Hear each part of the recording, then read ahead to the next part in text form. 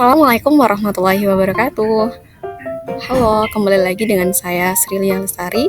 Kali ini kita akan belajar mengenai analisis korelasi. Di dalam analisis korelasi terdapat dua topik bahasan. Yang pertama, menghitung nilai korelasi produk momen dan koefisien determinasi. Yang kedua, menginterpretasikan nilai korelasi produk momen dan koefisien determinasi dalam proses analisis regresi linear. Namun, sebelum memasuki materi analisis korelasi, masih ingatkah kalian tentang apa saja bentuk tren data? Masih ingatkah kalian apa saja jenis korelasi berdasarkan arah tren data? Dan yang terakhir, masih ingatkah kalian bagaimana cara menentukan persamaan regresi? Nah, sebagai awal, untuk memahami materi analisis korelasi, perhatikan gambar berikut. Pada gambar tersebut terdapat beberapa orang dengan tinggi badan yang berbeda-beda. Menurut kalian, apakah orang-orang tersebut tinggi atau pendek? Pertama, untuk orang yang kedua, apakah menurut kalian pendek atau tinggi? Pendek, Bu. Menurut saya tinggi, Bu. Oke, berbeda-beda ya. Nah, bisa terlihat ya perbedaan kalian dalam mengambil kesimpulan apakah orang tersebut tinggi atau pendek. Nah, inilah pentingnya mengapa kita mempelajari analisis korelasi. Untuk mengambil kesimpulan dari suatu data, maka perlu adanya standar yang pasti agar setiap orang tidak mengambil kesimpulan yang berbeda, seperti pada contoh pengambilan kesimpulan tadi tentang tinggi badan orang. Oleh karena itu, suatu korelasi memiliki suatu standar nilai tingkat korelasi, di mana nilai ini merupakan ukuran deskriptif numerik dari data korelasi yang disebut dengan koefisien korelasi. Koefisien ini akan memberikan informasi arah tren data dan sekaligus tingkat korelasinya apakah kuat, sedang, ataukah lemah. Selain itu, kita juga perlu mengetahui seberapa tepat suatu garis regresi terhadap data asli. Nah, masih ingatkah kalian tentang metode kuadrat terkecil? Ternyata selain metode kuadrat terkecil, ada hal lain atau cara lain yang dapat dilakukan, yaitu dengan menggunakan koefisien determinasi, yakni proporsi atau presentasi dari variabel dependen yang diterangkan oleh variabel independen. Oke, lanjut kita masuk pada bahasan pertama tentang koefisien korelasi. Koefisien korelasi yang akan digunakan dalam topik ini adalah korelasi produk momen. Nah, rumus ini ditemukan oleh seorang tokoh bernama Karl Pearson, sehingga rumus ini juga dikenal dengan sebutan korelasi Pearson product moment atau koefisien korelasi Pearson. Nah, bagaimana menentukan korelasi produk moment itu? Pada pembelajaran sebelumnya, kalian sudah mengenal apa itu SSXY dan apa itu SSXX. Nah, pada materi analisis korelasi ini, kita akan menambah satu lagi, yaitu SSYY. Jadi ada 3 hal yang dibutuhkan. Yang pertama adalah jumlah kuadrat selisih variabel independen X terhadap rata-ratanya dan variabel dependen Y terhadap rata-ratanya atau disebut dengan SSXY. Cara mencarinya dengan sigma dari X dikurangi X bar dikali dengan Y dikurangi Y bar. Kemudian yang kedua, jumlah kuadrat selisih variabel independen X terhadap rata-ratanya atau SSXX, yaitu sigma dari X dikurangi X bar kuadrat. Kemudian yang ketiga, jumlah kuadrat selisih variabel dependen Y terhadap rata-ratanya atau SSYY, yaitu jumlahan atau sigma dari Y dikurangi Y bar kuadrat. Untuk lebih jelasnya dalam memahami nilai R, perhatikan grafik berikut. Untuk grafik yang pertama, terlihat bahwa data menyebar tepat di antara garis yang menandakan bahwa korelasi tersebut merupakan korelasi yang sempurna. Kemudian, naik dari kiri bawah ke kanan atas.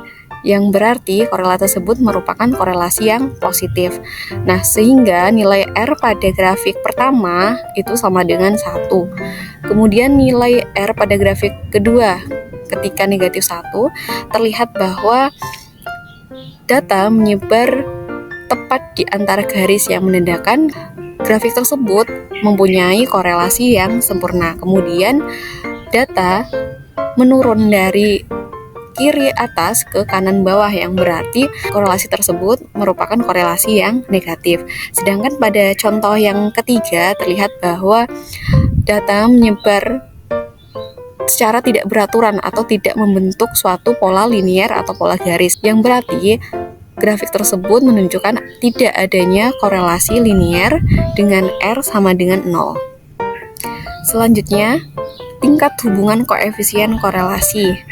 Di sini ada rentang nilai R, kemudian ada tingkat korelasinya. Ketika nilai R itu sama dengan 0, mengindikasikan bahwasanya tidak ada korelasi. Kemudian nilai R lebih dari sama dengan negatif 0,3 dan R kurang dari 0 dan R lebih dari 0 dan R kurang dari 0,3 menunjukkan tingkat korelasi yang lemah.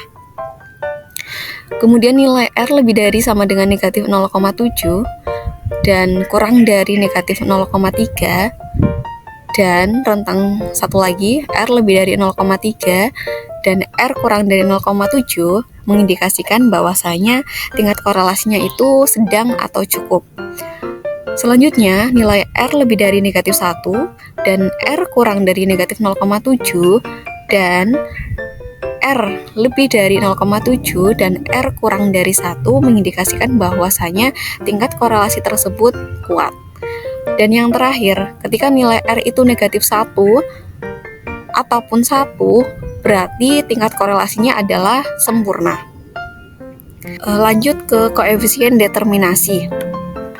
Koefisien determinasi adalah nilai yang menyatakan seberapa tepat suatu garis regresi dari perspektif proporsi atau persentase dari variabel dependen yang diterangkan oleh variabel independen. Nah, simbol yang digunakan tadi kalau dalam koefisien korelasi produk momen itu menggunakan R, maka koefisien determinasi itu menggunakan R kuadrat.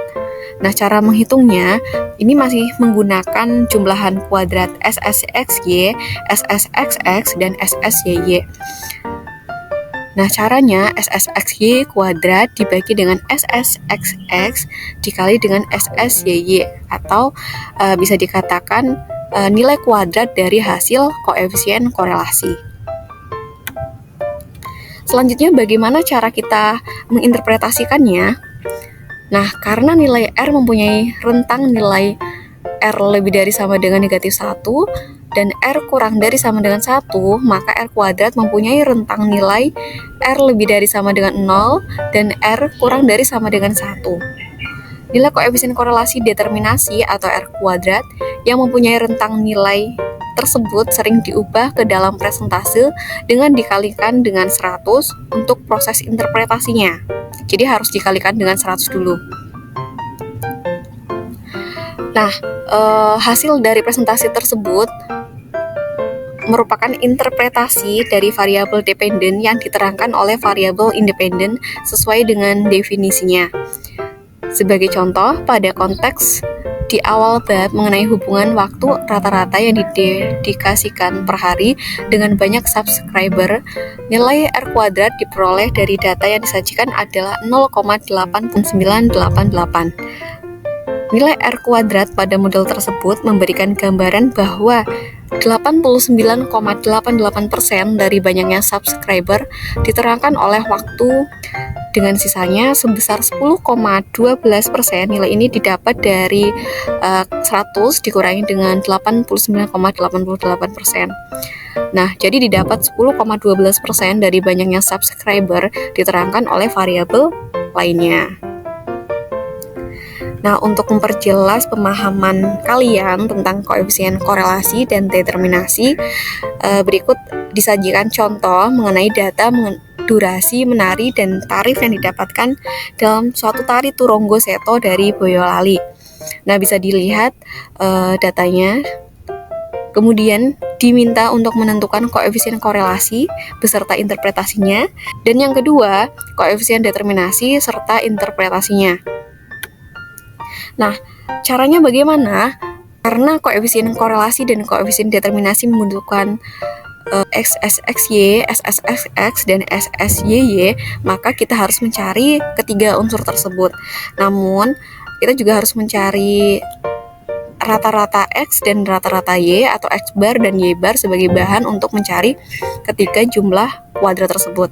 Yang pertama menentukan X bar. Nah, X bar ini diperoleh dari jumlahan semua data X variabel bebas, kemudian dibagi dengan banyaknya data. Nah, ini terlihat ada 5 data dengan rincian sebagai berikut dan rata-ratanya adalah 17.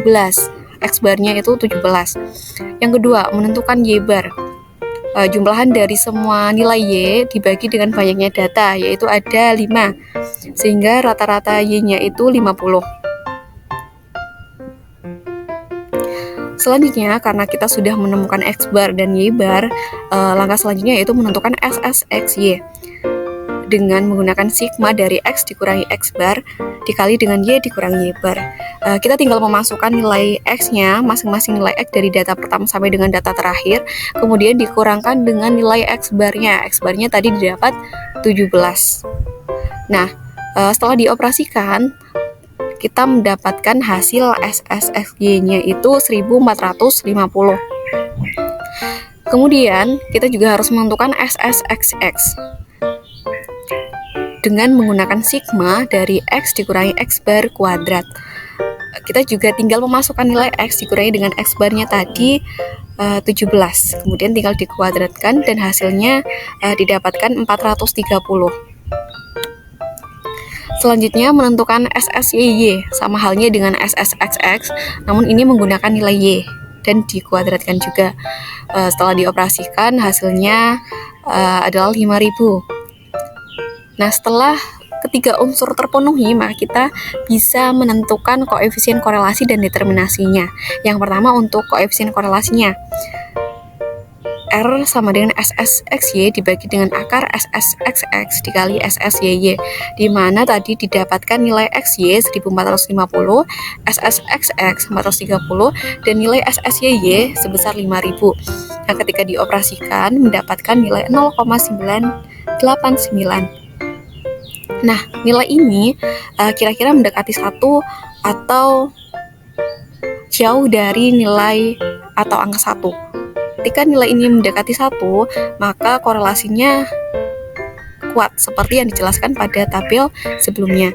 Nah, karena ini mendekati 1, berarti terdapat korelasi positif yang kuat antara durasi dan tarif menari. Selanjutnya untuk koefisien determinasi.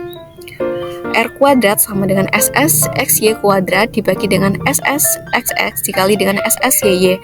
Nah, kita tinggal memasukkan nilai SSXY, XX, dan YY sebagai berikut. Dan didapatkan nilai 0,978. Hasil ini juga sama halnya ketika kita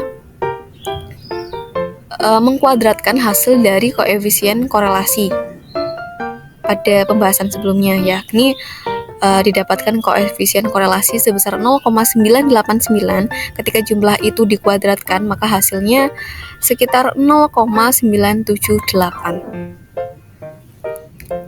Nah, untuk interpretasinya sendiri, kita harus membuat 0,978 ini menjadi bentuk presentase dengan dikalikan 100, yakni 97,8%. Artinya, 97,8% tarif menari diterangkan oleh durasi menari dan sisanya sebesar 2,2% diterangkan oleh variabel-variabel lainnya. Nah, untuk memantapkan pemahaman kalian terkait dengan analisis korelasi, bisa dicoba contoh berikut. Nah, itu saja terkait dengan pembahasan analisis korelasi. Mudah bukan? Semoga dapat dipahami dan menjadi referensi untuk materi analisis korelasi. Sekian untuk pembahasan kali ini. See you in next video. Wassalamualaikum warahmatullahi wabarakatuh.